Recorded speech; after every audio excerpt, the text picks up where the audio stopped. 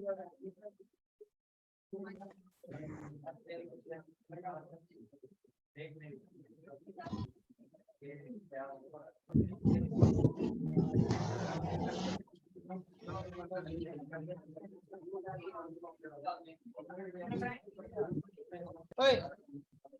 करे फालतू बस।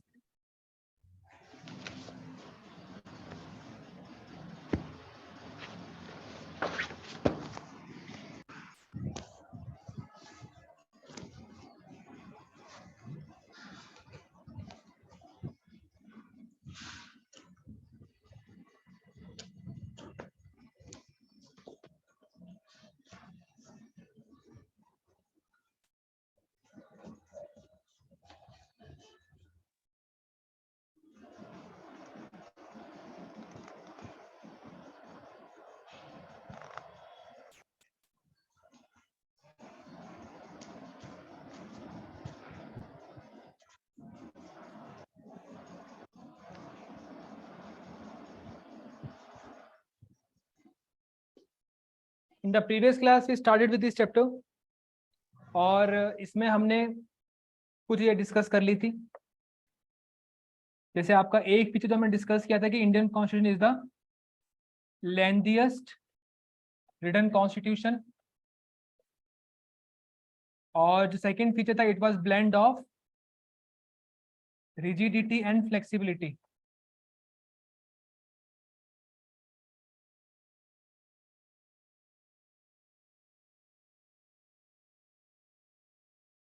और जो तीसरा फीचर था हमने डिस्कस किया था कि इंडियन गवर्नमेंट इज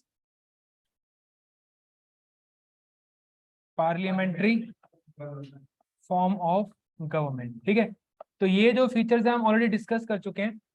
अब हम डिस्कस करेंगे आपका fourth, fifth and sixth feature आज की क्लास में। तो ये बड़े इंपॉर्टेंट है और काफी चीजें कवर अप हो जाएंगी इसके अंदर।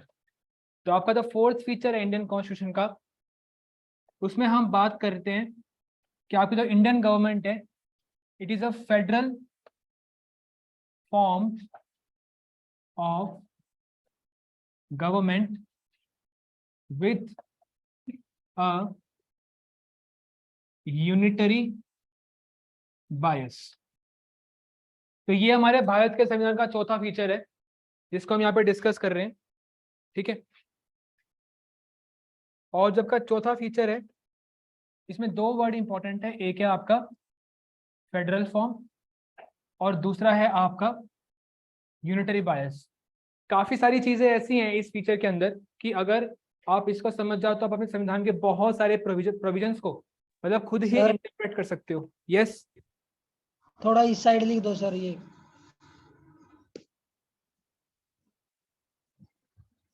Okay sir.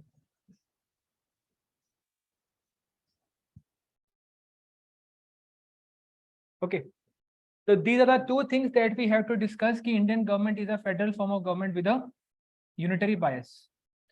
क्या होता है federal form of government? Pen बंद करो। क्या होता है फेडरल फॉर्म ऑफ गवर्नमेंट? हाँ जी, पढ़ा है किसी ने? कुछ नहीं पता है तो बता। हाँ जी, पावर की डिवीजन।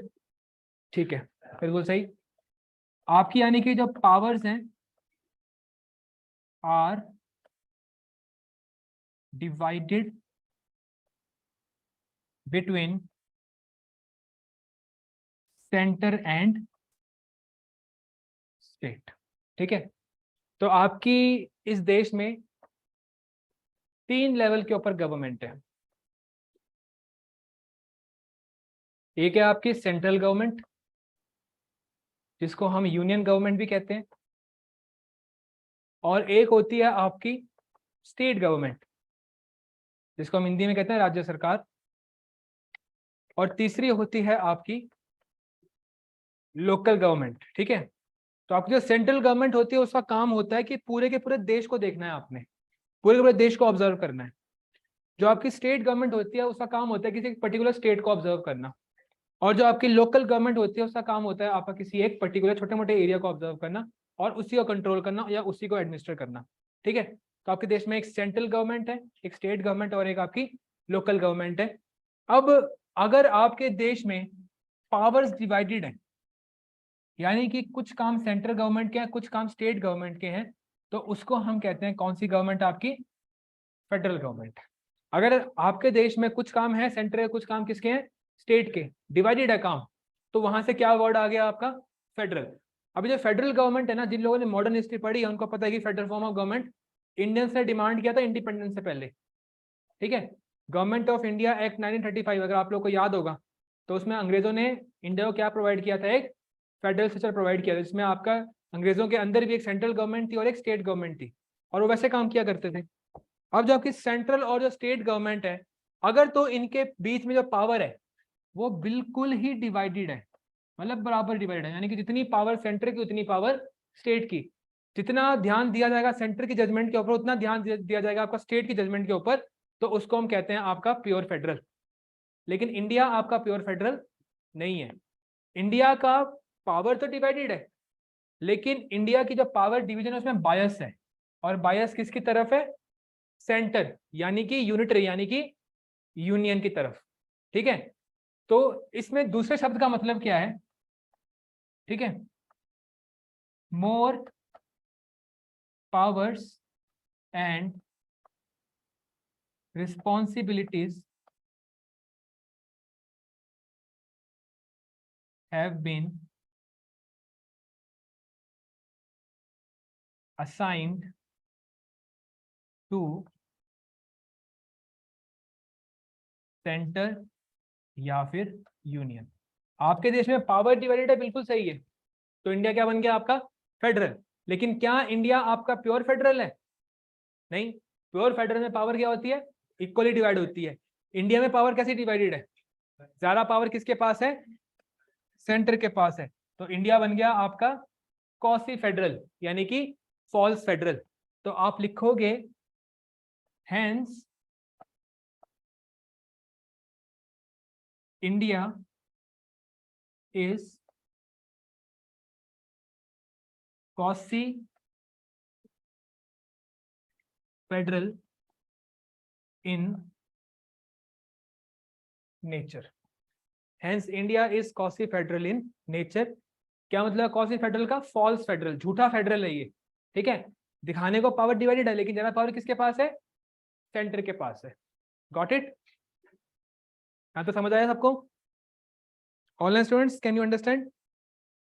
Yes sir. ओके, अब आगे बढ़ते हैं।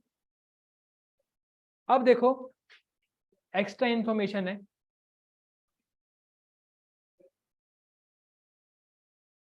एक क्या होती है आपकी यूनिटरी गवर्नमेंट। यूनिटरी गवर्नमेंट क्या होती है? All powers to centre. जब आपके देश में हर एक पावर सेंट्रल गवर्नमेंट के पास हो, तो उसको हम कहते हैं आपका यूनिटरी गवर्नमेंट। दूसरी होती है आपकी फेडरल गवर्नमेंट। फेडरल गवर्नमेंट में क्या होता है आपका? Division of powers between centre and states. ठीक है, और अगला कौन सा होगा आपका? Quasi federal. क्या मतलब होगा कॉसी फेडरल का? फॉल्स फेडरल तो हो गया, लेकिन अनइक्वल डिवीजन ऑफ पावर। जब आपकी पावर अनइक्वली डिवाइडेड हो, अनइक्वल डिवीजन ऑफ पावर्स, जब आपकी पावर अनइक्वली डिवाइडेड हो। हाँ जी, हाँ जी, कर रहा हूँ उसको। सर अब जब आपकी पावर अनइक्वली डिवाइडेड हो, तो क्या बन जाता है आपका? Quasi federal. तो एक होता है आपका यूनिटरी गवर्नमेंट, एक होता है फेडरल गवर्नमेंट। इंडिया कौन सा इनमें से?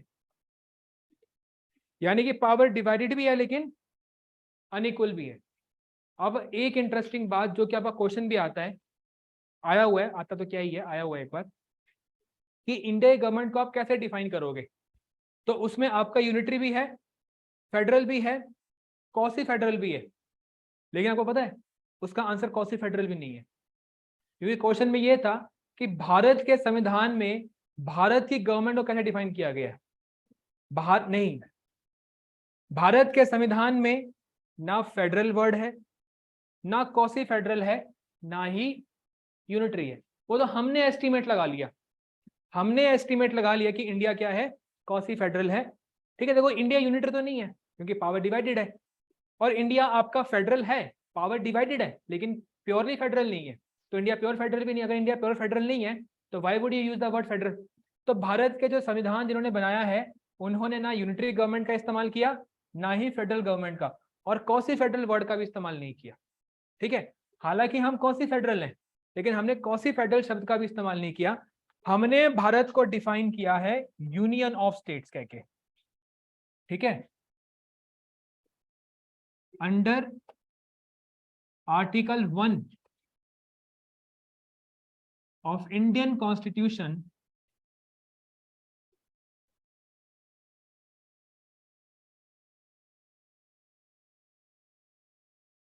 India, that is Bharat,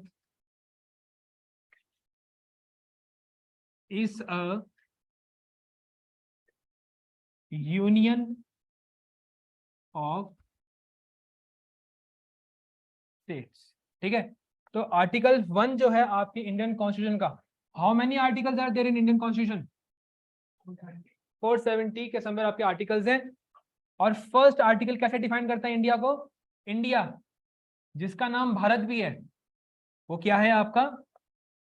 union of states है। ठीक है, अब इसकी जगह कई ऐसी कंट्रीज हैं, ठीक है, कई ऐसी जगह कंट्रीज हैं जहां पे यूनियन ऑफ स्टेट की जगह क्या लिखा गया है? Federation of states. जैसे कि आपका यूएसए। अब यूएसए में फेडरल गवर्नमेंट है तो यूएसए को हम क्या डिफाइन करते हैं? आपका फेडरेशन ऑफ स्टेट्स। जबकि इंडिया का डिफाइन करते हैं हम कैसे करते हैं डिफाइन? आपका यूनियन ऑफ स्टेट्स। अब इसके पीछे लॉजिक क्या है? इसके पीछे लॉजिक क्या है आगे बढ़ाऊंगा सामने। ठीक है, इसके पीछे लॉजिक आपका ये है कि जब इंडिया बनाया गया तो बहुत सारी स्टेट्स को इकट्ठा किया गया, और किस चीज को इकट्ठा करने को क्या कहते हैं हम? आपका यूनियन। अमेरिका तो एक बहुत बड़ी लैंड थी, उसको तोड़ा गया। मतलब कि इंडिया को बनाने के लिए स्टेट्स को जोड़ा गया और अमेरिका बनाने के लिए अमेरिका को तोड़ के स्टेट्स बनाई गई। ठीक है, तो इसीलिए अगर आपने कोई यूनियन को तोड़ा है तो वो क्या बन जाएगी? फेडरेशन। अगर आपने बॉडीज को जोड़ा है तो वो क्या बन जाएगी? यूनियन। और अगर आपने फेडरेशन को तोड़ा है इसका मतलब ये है कि आप फेडरेशन के सामने झुक जाओगे। यानी कि जो यूएस में 50 स्टेट्स हैं, जो सेंट्रल गवर्नमेंट है और जो स्टेट गवर्नमेंट है बिल्कुल बराबर है पावर्स में।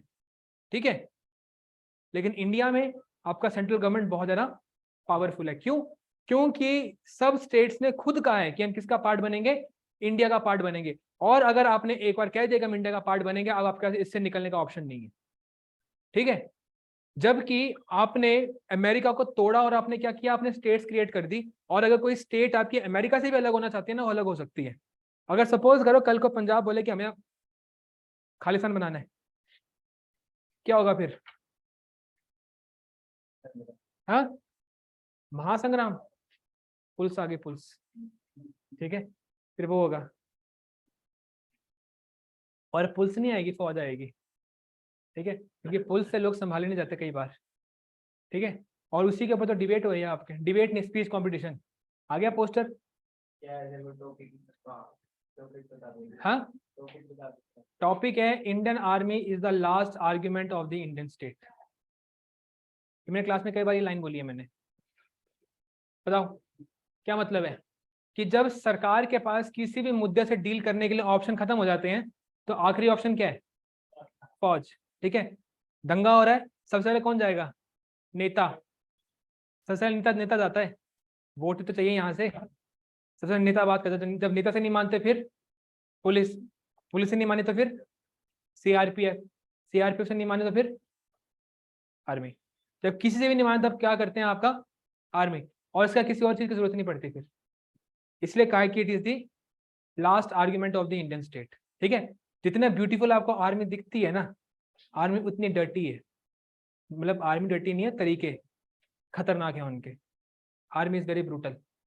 ठीक है, तो इसलिए हम उसके ऊपर एक स्पीच कॉम्पिटिशन करेंगे आपके पास 3 मिनट का टाइम होगा, जो भी आपके विचार हैं अंग्रेजी में पेश करना, ठीक है। और इस बार ट्रॉफी थोड़ी और चमकेगी। ये ट्रॉफी पड़ी हुई नीचे है, एहसान कर रहे लेके तुमसे है, ले जाऊंगा, कोई बात नहीं, मैं नाम चेंज करवा लूंगा, अभी तक अक्षर लिखवा लूंगा वहां पे, फिर बैठे रही हो, ठीक है। तो फेडरेशन ऑफ स्टेट्स क्या है आपका अमेरिका, और इंडिया क्या है आपका यूनियन ऑफ स्टेट्स, जिसमें कि आपकी कोई भी स्टेट भारत से अलग नहीं हो सकती, ठीक है। सेंटर के पास भी पावर नहीं है कि स्टेट को अलग कर दे, ठीक है। अगर सेंटर भी कोई गवर्नमेंट आए कल को बोले कि दे दो यार, क्या तब से रो रहे हैं कश्मीर वाले, कर दो इनको इंडिपेंडेंट, वो सरकार भी नहीं कर सकती आपका, सुप्रीम कोर्ट उसको इनवैलिड कर देगा। कोई भी भारत का जो हिस्सा है उसको भारत से अलग नहीं कर सकते, हाँ अगर लेके आना तो लेके आ सकते हैं, ठीक है। ये भारत की फिलॉसफी है आपकी, ठीक है। तो इंडिया में भारत की सरकार को डिफाइन करने के लिए कौन से शब्दों का इस्तेमाल किया गया है, यूनियन ऑफ स्टेट्स। इसका मतलब है कि स्टेट्स अपनी मर्जी से आई हैं, ठीक है। आप लोग भी निम्बस अपनी मर्जी से आए हो ना, पूछ रहा हूं मैं तुमसे, है ना। तो अब अपनी मर्जी से आप लोग जा नहीं सकते, ठीक है। इसलिए तुम्हें फोर्स करते हैं, तुम जब अगर तो तुम्हें जबरदस्ती लाया हो, फिर तुम मतलब बात भी करेंगे, तुम टेस्ट देने नहीं आ रहे हो, ये नहीं आ रहे, वो नहीं कर रहे तुम लोग। जब अपनी मर्जी से आए हो तो फिर फुल कमिटमेंट दो ना, ठीक है। तो वही है कि कोई भी स्टेट भारत से अलग नहीं हो सकती। अगर भारत से कोई भी स्टेट अलग होने की डिमांड करेगी तो वो कौन सा आर्टिकल वायलेट करेगी, आर्टिकल नंबर 1, ठीक है। और आर्टिकल नंबर 1 वायलेट करने का मतलब है कि आप जा रहे हो संविधान के अगेंस्ट, यानी कि आप देश का सबसे बेसिक नियम तोड़ रहे हो। संविधान क्या है, सबसे बेसिक रूल है, ठीक है।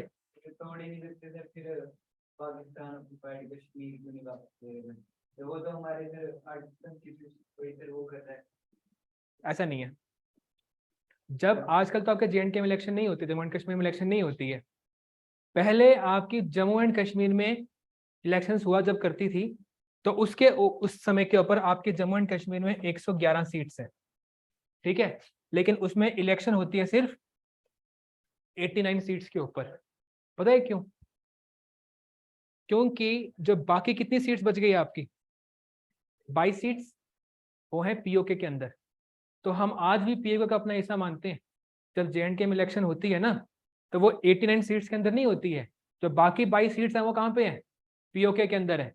तो इंडिया आज भी इमेजिन करता है, इंडिया आज भी उसको अपने संविधान का पार्ट बना के रखा हुआ है कि पाक ने ऑक्यूपाई कर रखा है। हम कभी नहीं बोलते कि it's Pakistani Kashmir, we always said it is occupied by Pakistan.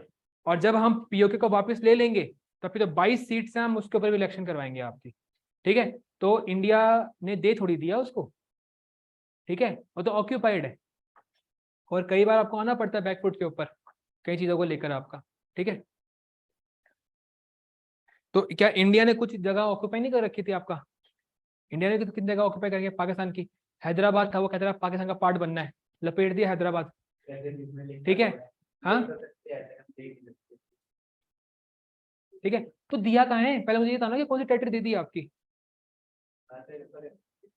कोई टेरिटरी दी ही नहीं है। POK has not been given, POK has been temporarily occupied, ठीक है। और अगर POK हमारा हिस्सा बन जाता है, तुम लोग की क्या जरूरत होती है फौज की तैयारी करने के लिए?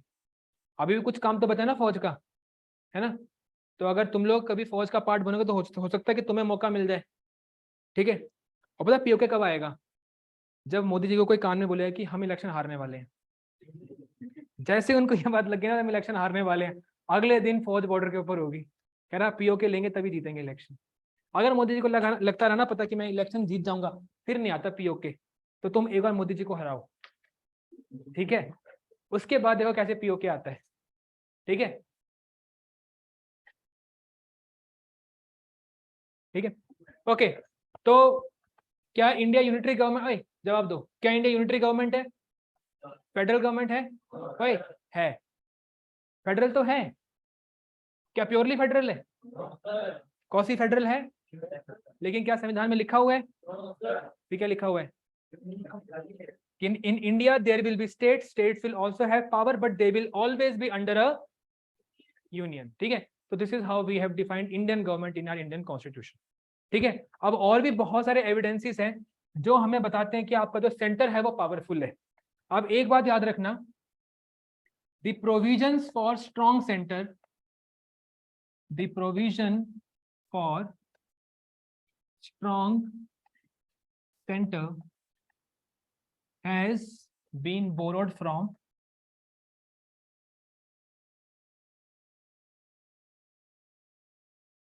कनाडा।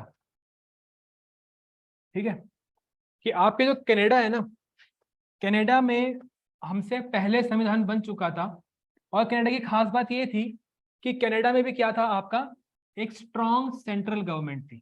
तो पहले तो आपने ये याद रखना है कि जो हमारा स्ट्रॉन्ग सेंटर है, इसके आइडिया में कहाँ से आया, कनाडा से, कि अगर आपका सेंटर स्ट्रॉन्ग होगा तो आप स्टेट को कंट्रोल कर सकते हो, आप देश को एकजुट रख सकते हो। अगर कल को अमेरिका की कोई स्टेट कहे कि मुझे अमेरिका से अलग होना है, वहां का संविधान उसको परमिट करता है कि वो वहां से अलग हो सकती है, तो उसको हमने क्या कह दिया, आपका प्योरली फेडरल, कि सेंटर की से अलग होने की पावर भी किसके पास है, आपके स्टेट के पास है। ठीक है, अब हम लिखेंगे प्रोविजंस, फोर्थ फीचर ये आपका provisions in our Indian constitution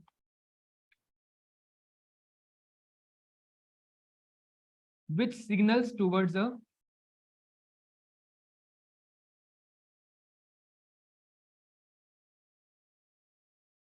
strong center। तो वैसे कौन कौन सी बात है आपके भारत के संविधान में जो हमें सिग्नल करते हैं? देखो, हमें लिखा तो है ही नहीं है कि हमारा सेंटर स्ट्रांग है, ठीक है, वो तो हमने पता किया है ना कि हमारा सेंटर स्ट्रांग है।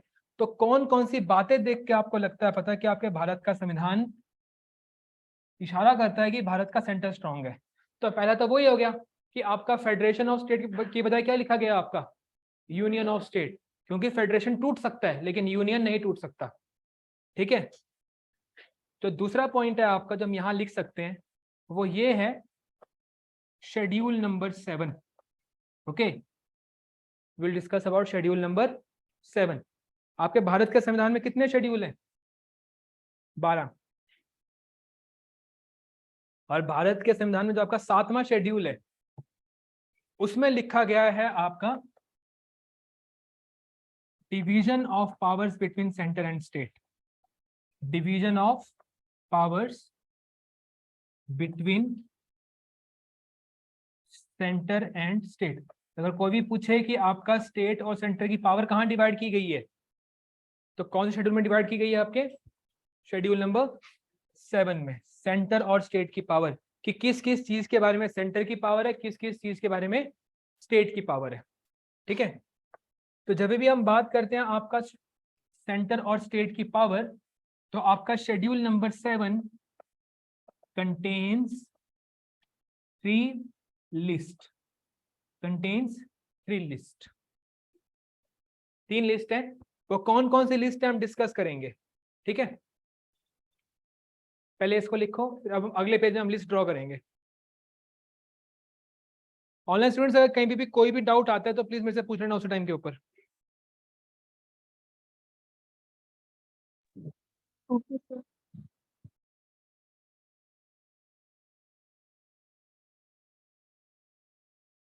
देख लिया?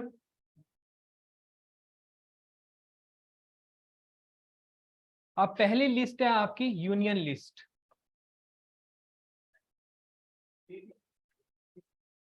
जो दूसरी लिस्ट है वो है आपकी स्टेट लिस्ट, और जो तीसरी लिस्ट है वो है आपकी कॉन्करेंट लिस्ट। ठीक है, अब स्टेट लिस्ट में क्या, यूनियन लिस्ट में क्या लिखा गया है? सब्जेक्ट्स, सब्जेक्ट्स मतलब मुद्दे, subjects over which central government has exclusive jurisdiction, यानी कि वो मुद्दे जिसके ऊपर सेंट्रल गवर्नमेंट की अनडिस्प्यूटेबल पावर है, कोई उसको चैलेंज नहीं कर सकता। ठीक है, जिन मुद्दों के ऊपर आपका सेंट्रल गवर्नमेंट की पावर है वो कौन से लिस्ट में? आपके यूनियन लिस्ट में। दूसरा आपका स्टेट लिस्ट, इसमें क्या आते हैं आपके वो subjects over which state government has exclusive jurisdiction. अब मुझे इस वर्ड का मतलब था जुरिस्डिक्शन का, दोनों जगह पे आपका जुरिस्डिक्शन आ गया।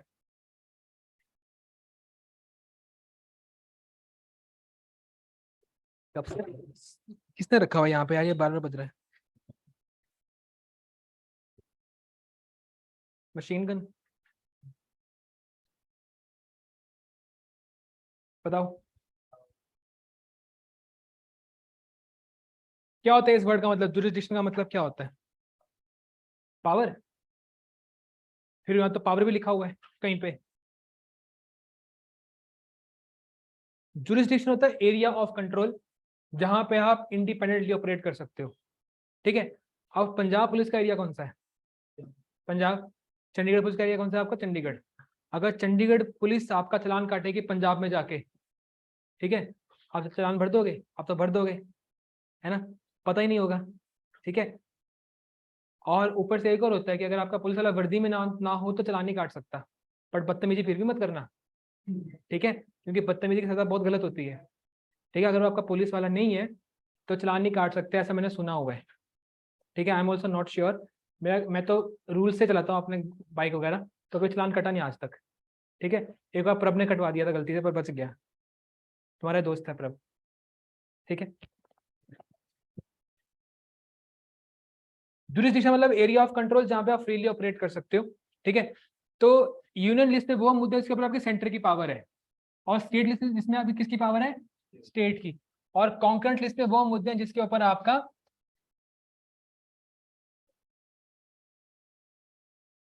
स्टेट प्लस सेंटर, यानी कि दोनों की पावर है।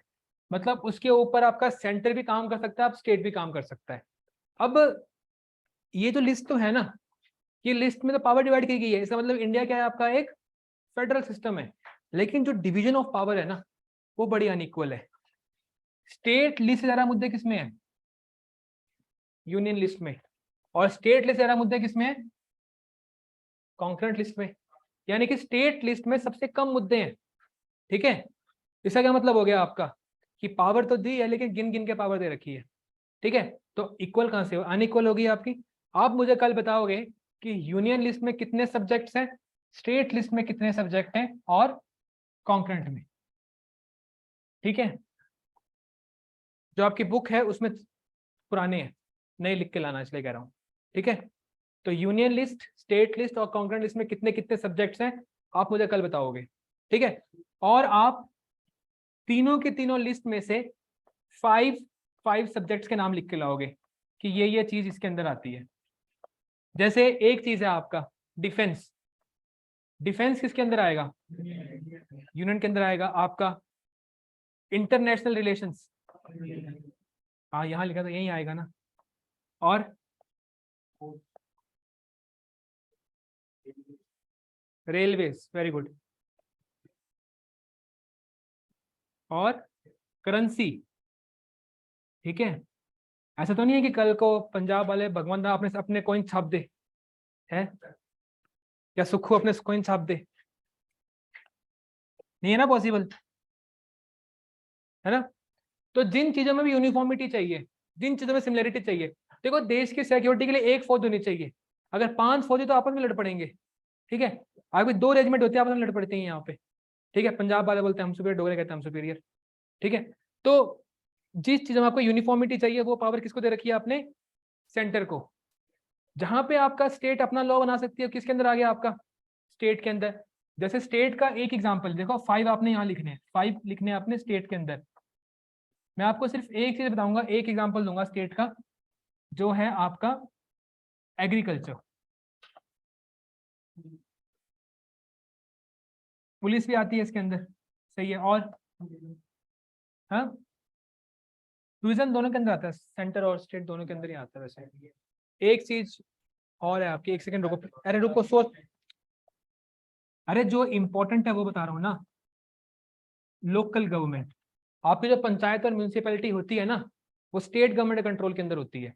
ठीक है, जितने भी पंचायत की इलेक्शन है, पंचायत को कौन सी पावर देनी है, क्या क्या रूल्स आपके पंचायत के ऊपर अप्लाई होंगे, वो भी किसके अंदर आता है, आपका स्टेट के अंदर आता है। देखो 4 यहाँ लिख दिए, एक काम करना 3 लिख लेना यहाँ पे, सेंटर के 3 और ढूंढ लेना, या जिन लोगों ने पहले के लिखे हैं उनका देख लेना। और स्टेट लिस्ट में कितने लिख लिए, 3।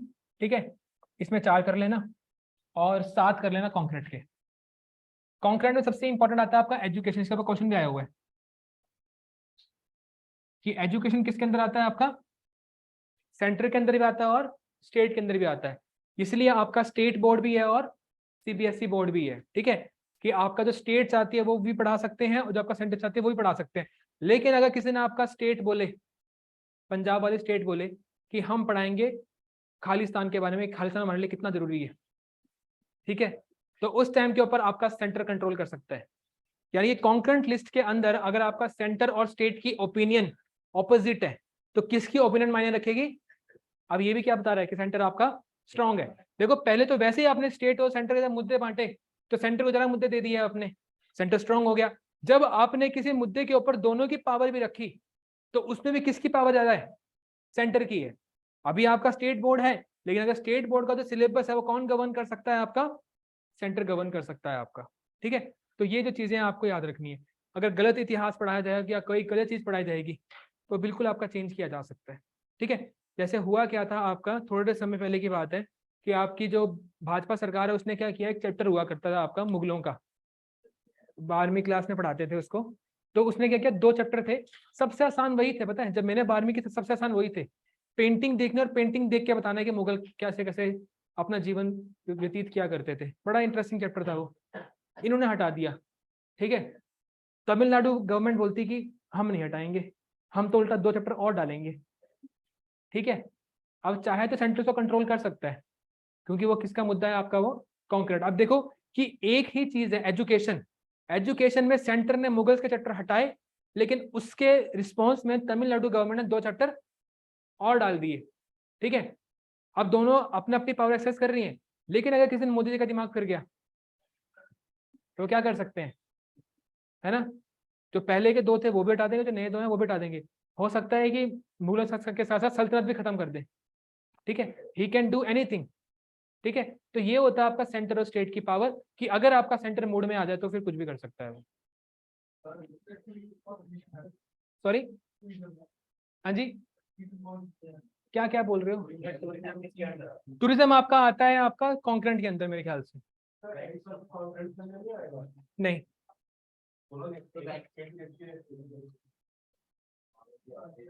जो ट्रेड होता है ना बेसिकली, जो एग्रीकल्चर ट्रेड होता है वो आता है आपका कॉन्करेंट के अंदर। इसीलिए जब हम एग्रीकल्चर का ट्रांसपोर्ट की बात करते हैं या उसके एक्सपोर्ट इंपोर्ट की बात करते हैं तो उसमें सेंटर इन्वॉल्व हो जाता है। ठीक है, अगर हम सिंपली बात करें सिर्फ एग्रीकल्चर तो वो किसके अंदर है, आपका स्टेट की रिस्पॉन्सिबिलिटी आपका वो। यहाँ पे 3 और ऐड करोगे, यहाँ पे 4 ऐड करोगे, वहां पे 6 कर लेना। एजुकेशन तो लिख ही दिया आपको, मतलब 7 लिख लो। और जो आपको टॉप पे दिखेंगे ना मुद्दे, वही मुद्दे यहाँ पे किसमें आते हैं, एग्जाम के अंदर आते हैं। 21 मुद्दे कर लोगे तो काफी है। और टोटल कितने कितने आपने वो भी डिस्कस करना है, यहाँ पे कर लोगे इसको।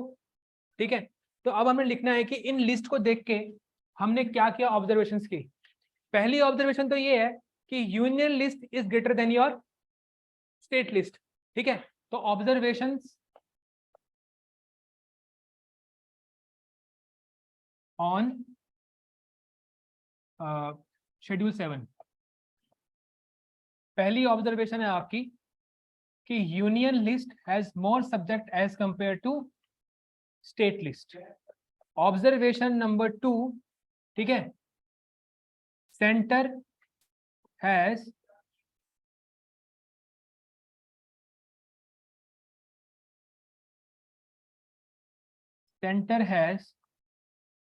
more power over the subjects of state list. तो सेंटर की पावर क्या है आपकी ज्यादा, sorry, centre has more power over the subjects of concurrent list. अगर आपसे क्वेश्चन आ जाए बाई चांस कि कॉन्करेंट लिस्ट का कंसेप्ट हमने कहां से बोरो किया, तो आप लिखोगे बोरोड फ्रॉम ऑस्ट्रेलिया। तो ऑस्ट्रेलिया से हमने क्या कंसेप्ट उठाया कि भारत में एक ऐसी भी लिस्ट होनी चाहिए जिसमें सेंटर की पावर भी हो और स्टेट की पावर भी हो। एक बात हमेशा याद रखना कि जिस प्रोविजन में भी आपकी बात की जाएगी कि आपका सेंटर ज्यादा पावरफुल है, कोई भी ऐसा मुद्दा जो आपके सेंटर ऑफ पावरफुल कर रहा है, तो वो बात हमने कहां से उठा रखी है, कनाडा से। और जो भी चीज ऐसी है कि सेंटर और स्टेट मिलकर काम करेंगे, वो हमने कहां से ले रखी है, ऑस्ट्रेलिया से। अब कॉन्करेंट का मतलब क्या है कि सेंटर और स्टेट मिलकर काम करेंगे, तो वो कहां से उठा लिया हमने, स्टेट। ठीक है। और जॉइंट सीटिंग, दोनों हाउसेस मिलकर काम करेंगे, तो वो भी हमने कहां से उठा रखा है, ऑस्ट्रेलिया से। लेकिन जहां पे भी बात होगी आपकी कि आपका सेंटर ज्यादा स्ट्रांग है, तो वो बात हमने कहां से उठा रखी है, एक सेकंड है, वो हमने कहां से ले रखा है, कनाडा से। ठीक है, प्लीज आवाज मत करना।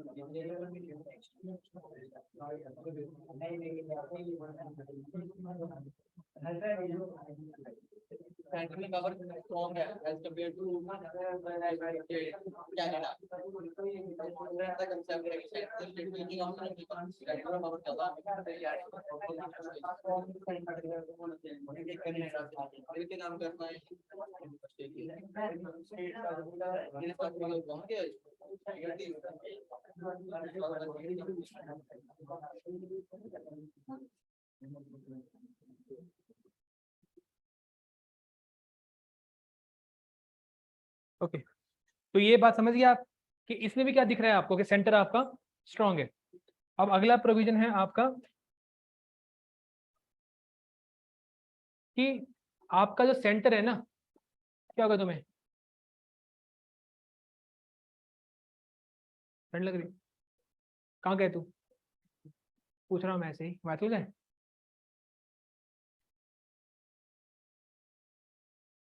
तो अगर आपका सेंटर चाहे तो वो स्टेट की लिस्ट के ऊपर भी लॉ बना सकता है। देखो, आपने सेंटर को अपनी लिस्ट दे रखी है, लेकिन अगर सेंटर का मन ना भरे तो वो किसके ऊपर लॉ बना सकता है, स्टेट के ऊपर। आपको ना एक राज्यसभा होती है, आपको धीरे धीरे लगेगा पता है कि राज्यसभा होती क्या है।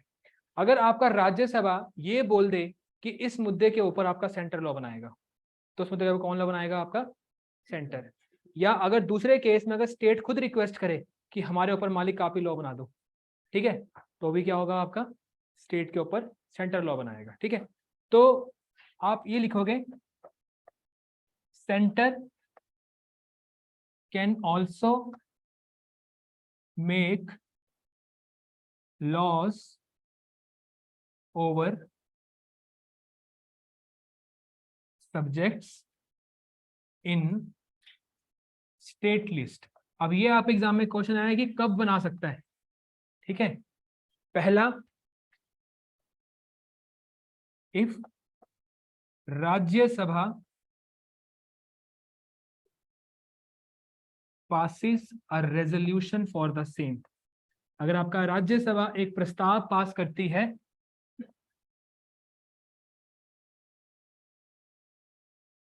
ठीक है, अगर राज्यसभा एक प्रस्ताव पास करती है कि इसके ऊपर कौन लॉ बनाएगा, आपका सेंटर लॉ बनाएगा कल से, तो वो किसको, उसके ऊपर कौन लॉ बनाएगा, कल से सेंटर ही लॉ बनाएगा आपका। ठीक है, कई बार पूछते हैं कि आपका लोकसभा पावरफुल है या आपकी राज्यसभा पावरफुल है। वैसे तो यही कहा जाता है कि आपका लॉ मेकिंग में राज्यसभा और लोकसभा की दोनों की बराबर पावर है, लेकिन कुछ एक्स्ट्रा पावर्स भी हैं। जैसे कि 2 एक्स्ट्रा पावर है किसके पास, राज्यसभा के पास। अगर सेंटर को पावर देनी है किसकी, स्टेट की, तो वो सिर्फ कौन दे सकता है, राज्यसभा। और अगर आपका एक होता है ऑल इंडिया सर्विसेज, पता है आपको, आईएएस आईपीएस वगैरह क्या होते हैं आपके, क्या होते हैं आपके, सिविल सर्वेंट्स होते हैं आपके। ये इन सिविल सर्वेंट्स के अंदर ना 3 ऐसी फील्ड हैं जिसको हम कहते हैं ऑल इंडिया सर्विस।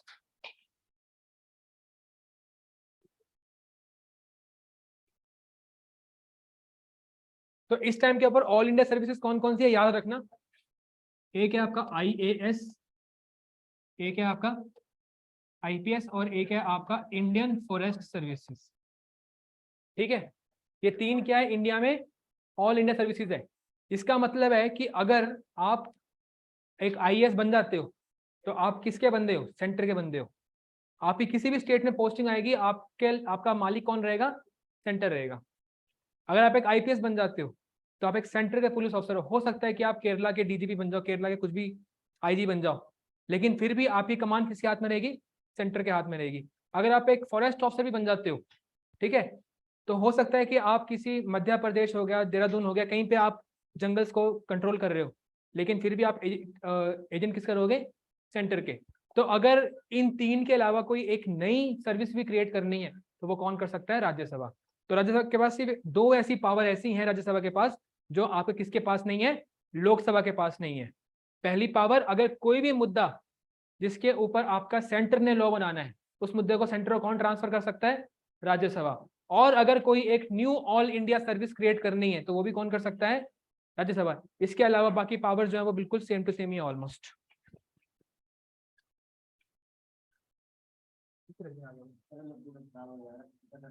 क्लास से मेरी है।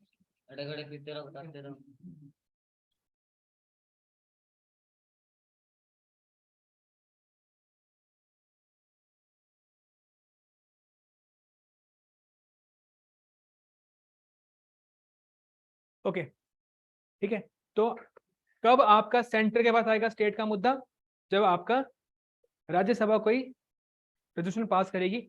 और दूसरा कब आएगा, अब दूसरा पॉइंट है इसका, if states request, if states request forest services.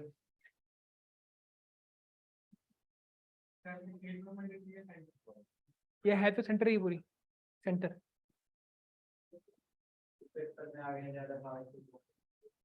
नहीं आएगा। जिसका सवाल UPSC को नहीं पता है ना, वो तुमसे कैसे पूछेगा। हाँ, इसलिए क्वेश्चन क्या पूछेगा कि ये पावर किसके पास है, वो पावर किसके पास है। कभी नहीं पूछेगा कि पावरफुल कौन है, क्योंकि पावरफुल कौन है वो तो पर्सपेक्टिव की बात है ना। कोई कोई आदमी जिसका 22 इंच का डोला है वो पावरफुल है किसी के लिए, है ना, जिसका दूसरे के लिए जिसका दिमाग शार्प है वो पावरफुल है। ठीक है, आप बताओ, एक कहावत नहीं आपकी, कहते हैं कि विच इज माइटियर, स्वॉर्ड और pen. Pen is mightier than sword, बताओ कि sword is mightier than pen. हाँ, सोचो आप कितने हो कि कहते हो कि स्वॉर्ड पावर, स्वॉर्ड माइटी है। कूल बनने के लिए मत बोलो, एक ने नीचे कर लिया बस हो गया। बस कितने बोलते हैं पेन माइटियर है, बाकी पेंसिल।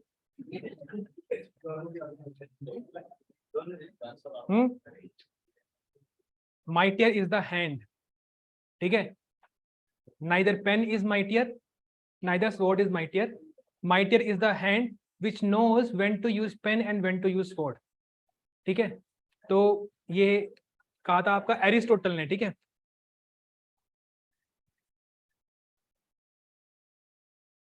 ओए बस शांत, डाल दो अपना स्टेटस। साथ में जरूर लिख देना कि अक्षय ने लिखा था, एरिस्टोटल ने नहीं लिखा था।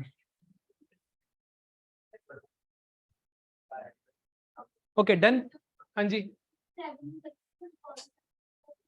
स्टेट्स के अंदर आती है, मतलब सेंटर की अपॉइंटमेंट है, लेकिन जैसे ही वो अफसर बनते हैं ना फिर वो स्टेट को ट्रांसफर हो जाते हैं। फॉरेन तो मतलब बिल्कुल ही अलग आती है इनसे। ठीक है, फॉरेन बिल्कुल ही अलग आती है, फॉरेन का तो कोई मतलब है ही नहीं कि वो स्टेट के पास जा सकती है। मतलब ऑल इंडिया सर्विसेज वो हैं कि जो इंडिया में ऑपरेट करेंगी किसी भी एरिया में, लेकिन वो रहेंगी किसके पास, सेंटर के पास। फॉरेन ने तो बंदे ने काम ही बाहर करना है ना वो। हाँ नहीं, सेंटर जो स्टेट पुलिस है वो स्टेट के अंदर है। CAPF तो लिखा हुआ है ना आपका, सेंट्रल आर्म्ड पुलिस फोर्सेस, वो है ही सेंटर के अंदर आपका। ठीक है, अब चौथा पॉइंट एक और हमने ऑब्जर्व करना है। देखो 3 पॉइंट तो हमने ऑब्जर्व कर लिया, जो क्या सिग्नल कर रहे हैं आपका, कौन पावरफुल है, आपका सेंटर। अब एक और पॉइंट ऑब्जर्व करेंगे हम कि रेसिडुअरी सब्जेक्ट्स, एक है आपका रेसिडुअरी सब्जेक्ट्स। क्या होता है रेसिडुअरी? हाँ, जो बचा कुचा। अब ऐसा तो है नहीं है कि आप 1947 में प्रेडिक्ट कर सकते थे कि आपके 2 से ज्यादा जेंडर्स हो जाएंगे बाद में, ठीक है, या आपके रोबोट्स आ जाएंगे एकदम से, ठीक है, या आपका चैट जीपीटी आ जाएगा, या बिटकॉइन आ जाएगा। तो obviously there are many subjects which has not been mentioned in any of the list. और अगर कभी उसके ऊपर लॉ बनाना पड़ जाए तो वो कौन सा सब्जेक्ट होगा आपका? रेसिडुअरी। और रेसिडुअरी के ऊपर पावर किसकी होगी? Centre. Centre has power over these subjects.